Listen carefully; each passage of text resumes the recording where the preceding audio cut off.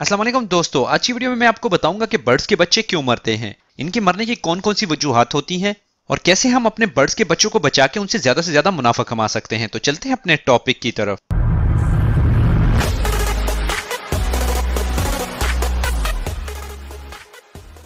जैसा कि पिछली वीडियो में मैं आपको बता चुका हूं कि ब्रीड कैसे लेनी है, बर्ड्स के अंडों की कैसे केयर करनी है, बर्ड्स के बच्चों की कैसे केयर करनी है, और आज मैं आपको बताऊंगा कि बर्ड्स के बच्चों के मरने की कौन कौन सी वजूहात हो सकती हैं। क्योंकि जब तक हमें पता नहीं होगा कि बर्ड्स के बच्चों के मरने की वजूहात कौन सी होंगी, तब तक हम अपने बर्ड्स के बच्चों को बचा नहीं सकते। जिंदगी और मौत तो अल्लाह के हाथ में है, मगर बर्ड्स की केयर करना और एहतियात करना हमारा फर्ज है।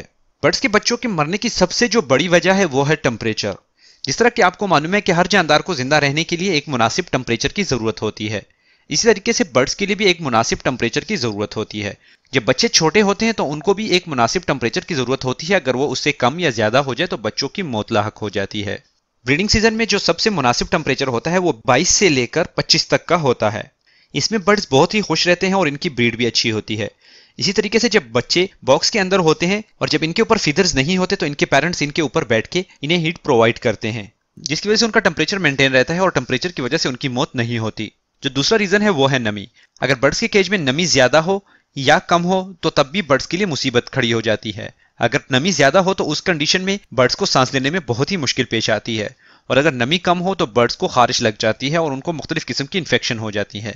इसके अलावा नमी कम या ज्यादा होने की वजह से और भी कई सारे प्रॉब्लम्स आती हैं। इसकी वीडियो ऑलरेडी मेरे चैनल पर अवेलेबल है, आप वहां पे विजिट करके देख सकते हैं। इसलिए आपको चाहिए कि आप एक मुनासिब टेम्परेचर और नमी अपने बर्ड्स को प्रोवाइड करें।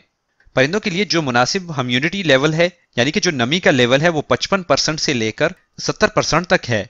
इसको आप मॉनिटर करने के लिए एक छोटा सा डिवाइस जो कि बाजार से आसानी आपको मिल सकता है, वो लाके अपने बर्ड्स के केज में जरूर लगाया करें। इससे आपको टेम्परेचर और नमी दोनों का अंदाजा हो सकता है। जो तीसरा रीजन होता है वो है बर्ड्स का फीड ना करवाना, यानी कि पेरेंट्स का अपने बच्चों को फीड ना करवाना। जब पेरेंट्स अपने बच्चों को फीड नहीं करवाते तो तब भी बच्चों की मौत लाहक हो जाती है। या बाज़-औक़ात ऐसा होता है कि जो छोटे बच्चे होते हैं वो बड़े बच्चों के नीचे ही रह जाते हैं, और जब पेरेंट्स उन्हें फीड करवाते हैं तो बड़े बच्चे फीड खा लेते हैं और छोटे बच्चे ऐसे ही रह जाते हैं, जिसकी वजह से उनकी डेथ हो जाती है। इसलिए आपको चाहिए कि आप डेली बेसिस पे अपने बर्ड्स को चेक करते रहें कि उन्होंने अपने बच्चों को फीड करवाया है या नहीं। जिन बच्चों को फीड नहीं करवाया, आपको चाहिए कि आप उन्हें हैंड फीड करें, और या फिर आप अपने तमाम बर्ड्स के बच्चों की साइजिंग करें। साइजिंग का मतलब यह है कि आप अपने बर्ड्स के तमाम बच्चों को जो सेम उम्र के होंगे उन्हें एक केज के अंदर रख दें, और जो दूसरे होंगे उन्हें दूसरे केज के अंदर रख दें। यानी कि हम उम्र बच्चों को एक ही बॉक्स के अंदर रख दें ताकि उनको फीड लेते हुए कोई मुश्किल ना पेश आए। इसके बारे में तफसीलन वीडियो ऑलरेडी मेरे चैनल पर अवेलेबल है, आप वहां पर विजिट करके देख सकते हैं। चौथा जो रीजन है वो है गंदगी का। जब हमारे केज के अंदर गंदगी होती है तो वहां पे बहुत सारे जरासीम जन्म लेते हैं, जिसकी वजह से बर्ड्स को काफी किस्म की बीमारियां पेश आती हैं। इसलिए आपको चाहिए कि आप हर रोज के हिसाब से अपने बर्ड्स के केज की सफाई करें और हफ्ते में कम से कम एक बार मुकम्मल केज की सफाई किया करें। इसके अलावा आप अपने बर्ड्स के केज के बर्तन, स्पेशली पानी का बर्तन, रोजाना के बेस पे धोया करें और अपने बर्ड्स को डेली के हिसाब से साफ पानी प्रोवाइड किया करें। जो पांचवा रीजन होता है वो है ड्रॉपिंग की वजह से। जब बर्ड्स के बच्चे अपने बॉक्स या मटकी के अंदर ड्रॉपिंग करते रहते हैं तो उसके बाद वो कीचड़नुमा बन जाता है। बाज़-औक़ात ये कीचड़ उनके पाँव के साथ या फिर उनके मुंह के साथ चिपक जाता है। अगर ये उनके मुंह के साथ चिपक जाए तो इस कंडीशन में ये होता है कि बाज़-औक़ात बच्चों को सांस लेने में भी मुश्किल पेश आती है, और बाज़-औक़ात वो अपने माँ बाप से फीड भी नहीं हासिल कर सकते। जब कभी भी आप देखें कि आपके बर्ड्स के मटकियां या बॉक्सेस के अंदर गंदगी है तो उसे जरूर साफ कर लिया करें और उन्हें खुश्क करके दोबारा लगा दिया करें। मटकियों को खुश्क करने के लिए आपके पास एक आसान हल यह है कि आप उनके अंदर खुश्क रेत डाल के उन्हें अच्छे तरीके से साफ करके उनके अंदर कोपेक्स पाउडर लगा के दोबारा उसी वक्त लगा दिया करें। जो छठा रीजन है वो बर्ड्स के बच्चों को नमूनिया हो जाना। नमूनिया की एक वजह यह होती है कि जब बर्ड्स अपने मटकी के अंदर ड्रॉपिंग करते हैं तो वो पानी मटकी के अंदर जज़ब हो जाता है, जिसकी वजह से मटकी बहुत ज्यादा ठंडी हो जाती है और उसकी वजह से बर्ड्स के बच्चों को सर्दी लग जाती है और उन्हें नमूनिया हो जाता है, जिसके बाद उनकी डेथ हो जाती है। जो सातवां रीजन है वो है सॉफ्ट फूड की कमी। अगर बर्ड्स के बच्चों को सॉफ्ट फूड ना दिया जाए तो उनका निज़ाम खराब हो जाता है और वो जो सीड खाते हैं वो उसे प्रॉपर तरीके से हजम नहीं कर सकते, जिसकी वजह से उनकी डेथ हो जाती है।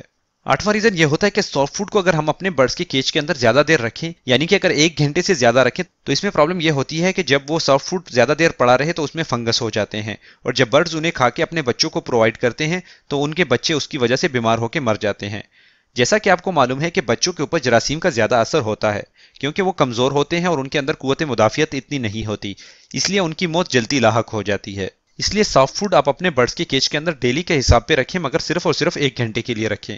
यानी कि अगर आपने एक दफा सॉफ्ट फूड सुबह रखा तो दूसरी दफा आप दोपहर के बाद रख सकते हैं। इसके अलावा कुछ बीमारियां ऐसे होती हैं जो कि पेरेंट्स के जरिए अपने बच्चों के अंदर ट्रांसफर होती हैं, जैसा कि कॉक्सी, नज़ला वगैरह।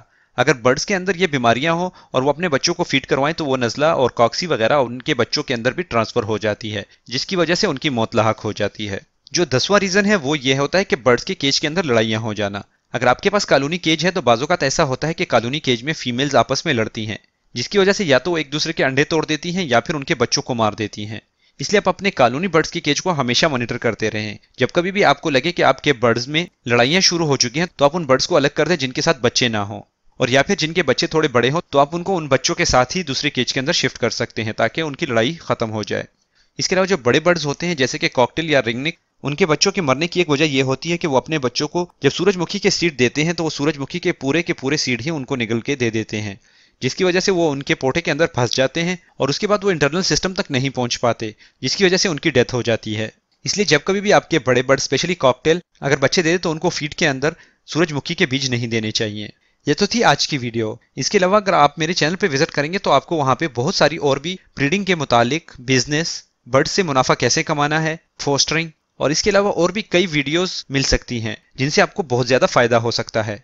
इसके अलावा अगर आप मेरा व्हाट्सअप, फेसबुक, ट्विटर, इंस्टाग्राम, मेरी वेबसाइट या मेरी वेबसाइट का एप्लीकेशन डाउनलोड करना चाहते हैं तो आप डिस्क्रिप्शन में मौजूद लिंक्स के ऊपर क्लिक करके डाउनलोड कर सकते हैं।